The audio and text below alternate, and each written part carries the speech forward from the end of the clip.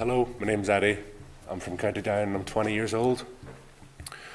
I was raised by my mum and my dad left before I can remember. So it's always been me and my mum. My mum was a great witness of love to the point that I compared everybody's ability to love to the love I felt from her. She taught me that God loved me even more than she did, which I thought was incredible. Because I knew how much my mum loved me. I'm so grateful to God for the gift of my mum in my life. Even although I always knew I was loved by my mum, the fact that my dad wasn't around really affected me, even as a very young man. It shaped how I saw the world and how I interacted with others. I always knew that there was something missing, and this affected my self-esteem in a big way.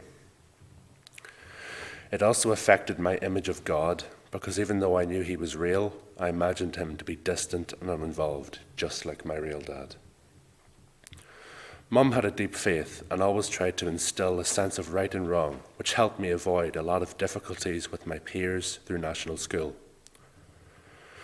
Thanks to her guidance, I thankfully didn't go down any bad paths. But standing up against my peer group often left me feeling isolated and lonely. This also affected my self-esteem. It was difficult being mistreated by my peers, but things got really bad when one of my teachers became abusive, in word and action towards me. This abuse led me to believe that everything was my fault, even to the point that I would blame myself for things I hadn't actually done, just because I felt so guilty and ashamed. My self-esteem was at an all-time low. During this time, I began to have some really dark inner thoughts about myself. At the young age of 9, I was beginning to feel hopeless and unlovable. During this dark time in my life, me and my mum went to live in Glasgow, in Scotland. We moved house and I started a new school. Things did get better for me, largely because of a new teacher, Paul. He was a wonderful man. He was probably the first positive real male role model I had. He was interested and very supportive and encouraging. It is amazing what the love from somebody can do for you. Around this time, my mother would invite me to join her at different retreats that she was going to. Many of these were healing retreats, and I really enjoyed them. I started coming into contact with some of the Franciscan friars of the Renewal and a Veritas camp, and having these events really impacted me positively. I enjoyed them, and I could see that other young people were having a real encounter with the Lord, but I often felt like there was something missing for me. There was some block there, and I didn't know what it was or what to do. My image of God was very much, yeah, he loves me, but from a distance. Going to these retreats allowed me to become aware of the resentment and anger that was there beneath the surface.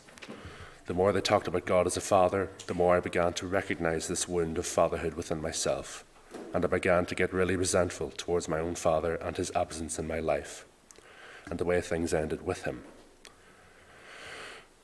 This is all beginning to bubble over in me to the point it's becoming a real problem. I was 13 at the time and I didn't know how to deal with it, so it just turned into a lot of negative self-talk and thoughts. Bottom line, I didn't believe I was lovable. In my teens, things got worse for me. My mum got offered a job in Germany, which meant I now had to move to a new country in this dark place in my mind. I now had to embrace a new culture, a new language, a new school, a new way of life. My life felt very hard. In this new country and new school, I felt like I didn't fit in. I felt even more isolated. I was excluded from the class I was with constantly, and this lasted for the entirety of my stay. I felt picked on more than ever. I was the outsider, the foreigner. I just never felt accepted, and this triggered all that was already going on within me. This reached its lowest when I got to the point of wanting to destroy other things and really lash out. I was really angry and frustrated, but by the grace of God and with my mum's help and support, I didn't allow myself to lose control, but the struggle was very real. In these years as a teen, I was really trying to discover what it is to be a man. I had no positive close male to lead me there or to model what that looked like. The good guys who were in my life seemed to now be in the past. I felt a lot of pain, and sadly the anger was consuming me more and more. I felt I had no one to talk to, and it was truly the loneliest I've ever been. Throw a dash of vengeance into the mix and you've got the ingredients for carnage. My story could have ended very differently, but thank God, hope was around the corner. When I was 14, someone told my mum about a faith camp for young guys that was coming up in the summer. She loved the idea and arranged for me to go. In all truth, I went because I had to. It was at this summer camp led by the Home of the Mother that I experienced adoration and Mass daily, and a whole new world opened up for me, and I understood on a deeper level. The priests and brothers who were there showed me what unconditional love looks like. My heart changed that week, and I felt very encouraged by the brothers. It was like God gave me my heart back. That 1 week set me on fire and gave me the spiritual nourishment, encouragement, and teaching I needed to return home.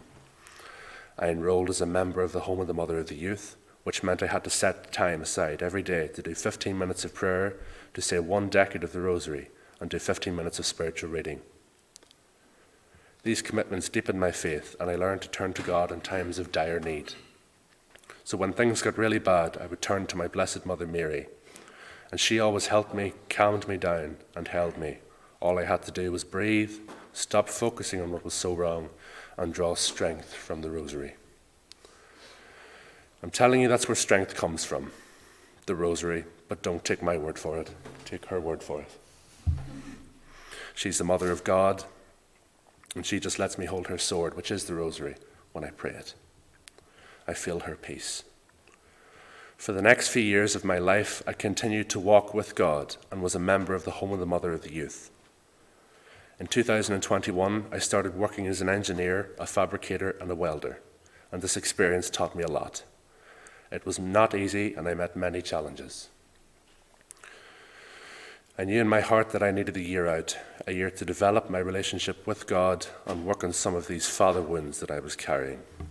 Miraculously, I was able to get extra time off work to attend a Youth 2000 retreat last summer. I had used up all my annual leave, but the Lord really wanted me at that retreat, and my boss let me take the weekend off. As soon as I walked into the room where Holy Family Mission were leading their workshop, I felt peace immediately. The more the team talked about life here, I just knew this was the next step for me. I went home and told my mum, and in my mind I was already going. I applied and thankfully was accepted, and I haven't looked back since, even though I hit my head on the way in. In my 7 months here, I have learned so much. I feel at home here. I feel so loved and welcome. I feel cared for by staff and community alike. HFM is helping me heal from my experiences of childhood. I have learned so much here already about myself and God and how I relate to others. Through the prayer program here, I really feel close to the Lord, and I feel that my relationship with him is more like a father-son relationship. I know that I can trust him as a loving father and that he really loves me and he has never walked out on me. I can see now how he dived down into my darkness and brought me back to life. I now have hope, no matter how lonely or isolated I've felt on my own, or how absent my own father has been. Our Heavenly Father never leaves us and always has a beautiful plan for our lives. He has created me for a great purpose, and he can heal all wounds. God is love, and that is my testimony. Thank you for listening.